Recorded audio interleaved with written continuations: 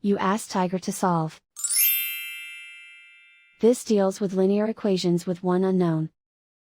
The final result is x equals 8. Let's solve it step by step. Simplify the expression.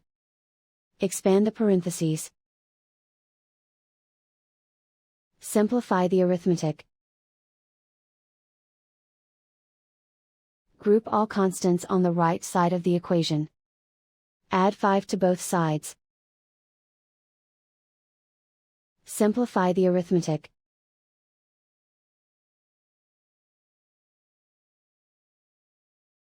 Isolate the x. Divide both sides by 2. Simplify the fraction. Find the greatest common factor of the numerator and denominator. Factor out and cancel the greatest common factor. And so the final result is x equals 8.